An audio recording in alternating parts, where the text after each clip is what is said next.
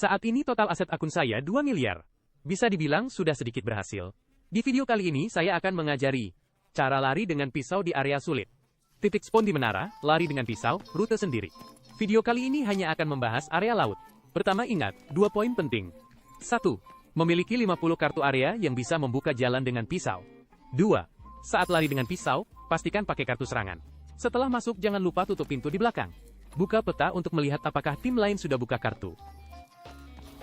Kartu sudah dibuka, penembak jitu di luar menara mengambil senjata. Mungkin ada tim yang mengikuti.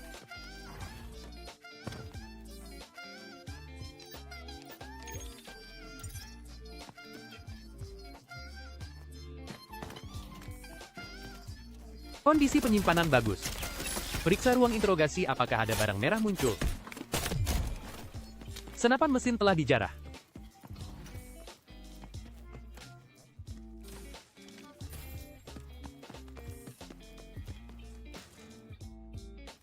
Ambil lagi dari brankas kecil.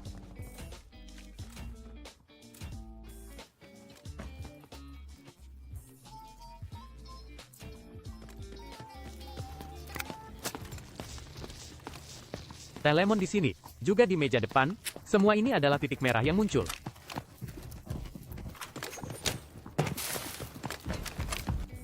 Pusat kendali mendengar suara.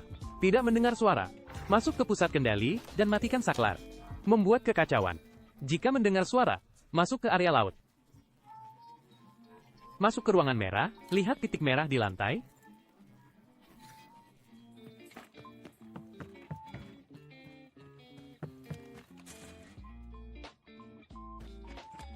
Jangan terburu-buru ambil server. Saklar pusat kendali sudah dimatikan. Jika mesin lari muncul titik merah, ingat untuk melihat.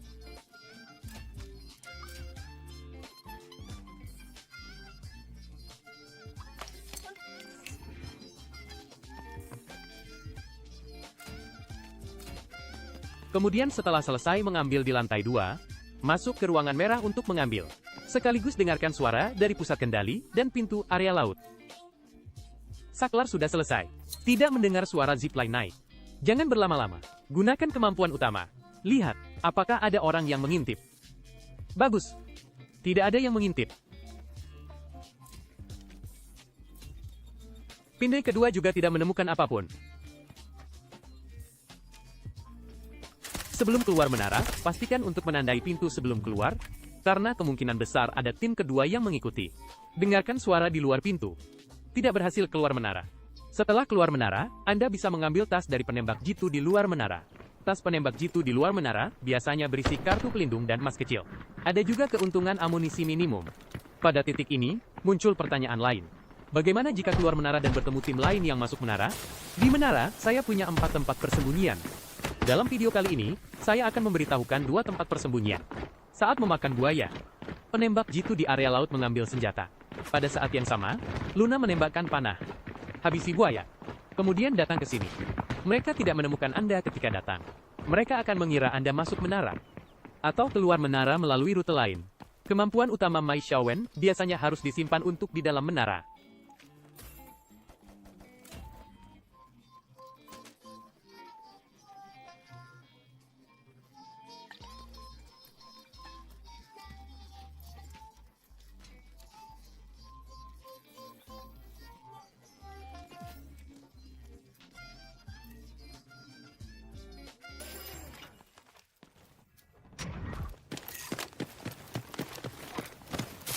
Berhasil selamat dan datang menjemput seorang dokter.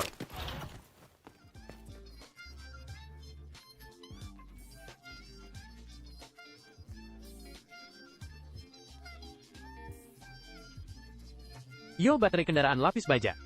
Lihat, jika tidak ada teknik untuk lolos dari maut, bisakah Anda mendapatkan kendaraan lapis baja ini? Beberapa orang akan berkata Anda beruntung. Saat saya di dalam menara, saya belum mengambil banyak makanan, dan sudah terbunuh oleh seseorang yang entah dari mana. Kalau begitu, Anda perlu melihat studi kasus berikutnya. Seperti biasa, saat membuka kartu, buka peta secara bersamaan. Lihat apakah kartu sudah terbuka di sisi lain.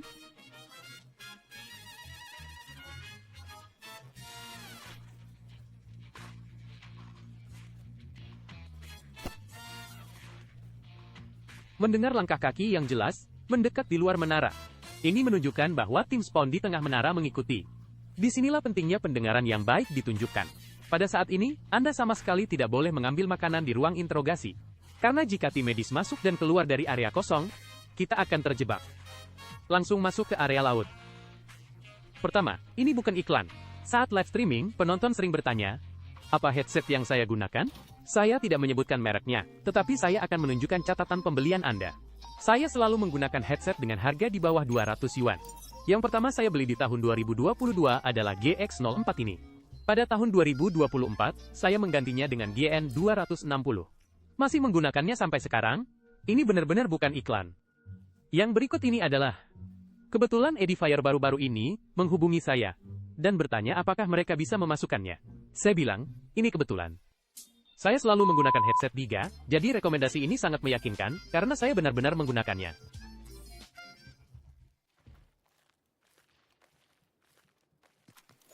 Pesanan Anda sangat mudah dilakukan. Yang mereka minta saya rekomendasikan adalah headset terbaru mereka. Edifier G2 versi HD. Headset ini juga harganya di bawah 200 yuan. Setelah mereka mengirimkannya kepada saya sendiri juga menggunakannya. Setelah menggunakan selama seminggu, tidak ada rasa sesak yang berlebihan di kepala. Cocok untuk kepala besar maupun kecil. Dilengkapi chip DSP bitrate tinggi. Penyesuaian suara secara keseluruhan dalam game cukup seimbang. Suara tembakan, langkah kaki, dan suara item terdengar jelas. Mendukung koneksi USB Type-C. Baik ponsel, tablet, maupun komputer bisa digunakan. Dengan harga di bawah 200 yuan, headset ini jelas pilihan yang hemat biaya. Tim yang mengikuti kuat. Jadi jangan ambil server. Suara mengambil server akan memberikan lokasi yang tepat kepada tim yang mengikuti.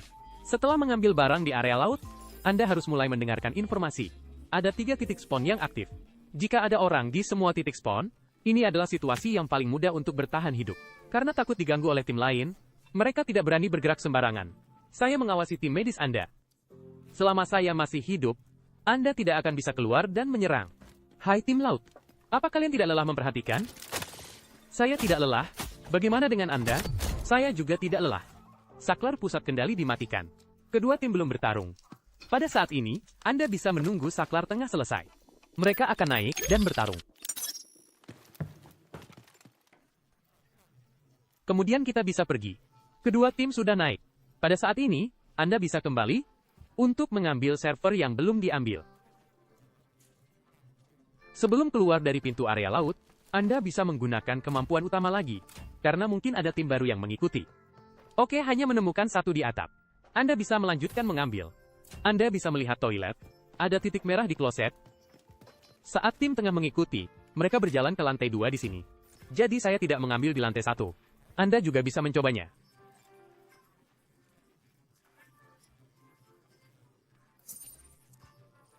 Kemudian keluar dari pabrik melalui lantai 1. Setelah membuka pintu, ingat untuk menandai. Waspadai tim yang mengikuti secara berpasangan. Alasan keluar melalui lantai 1 adalah jika peti kemas belum diambil, Anda masih bisa terus mengambilnya.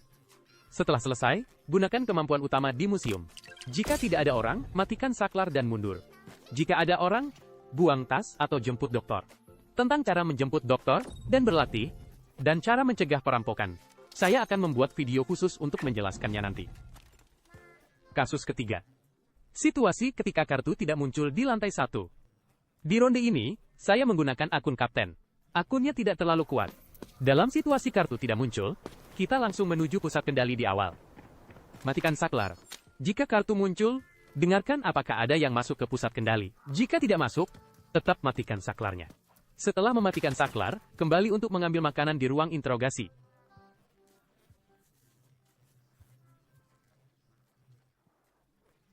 Di sini terdengar ada tim yang masuk dari bawah.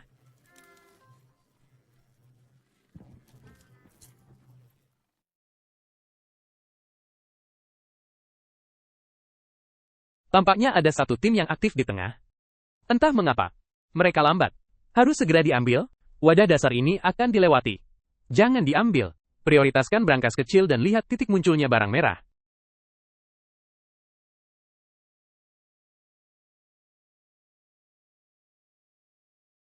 Tombol akses akan nonaktif setelah listrik dinyalakan ulang.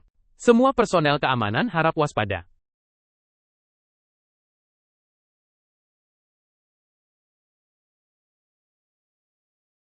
Ada suara tembakan di luar menara. Akan ada 4 tim di dalam menara. Karena baru saja ada aktivitas di lantai 1, sebelum masuk ke area laut, Anda perlu menandai di tangga. Lihat apakah ada orang yang mengintip. Jika tidak ada, langsung masuk. Pasang flashbang untuk berjaga-jaga. Tombol akses akan nonaktif setelah listrik dinyalakan ulang. Semua personel keamanan harap waspada. Setelah mengambil barang di area laut, mulailah mendengarkan informasi. Saya melihat satu tim di lantai 1, tidak bisa lewat. Gunakan kemampuan utama di pintu keluar area laut.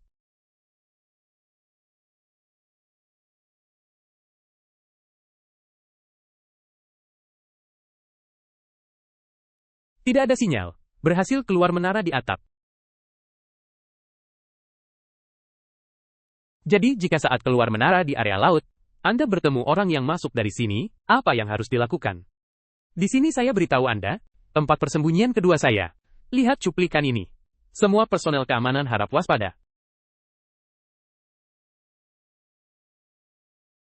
Mendengar langkah kaki di depan, segera merangkak ke sini. Peringatan. Listrik di area terbatas akan segera dinyalakan ulang. Tombol akses akan nonaktif setelah listrik dinyalakan ulang. Akhirnya berhasil dievakuasi. Tempat persembunyian ketiga dan keempat.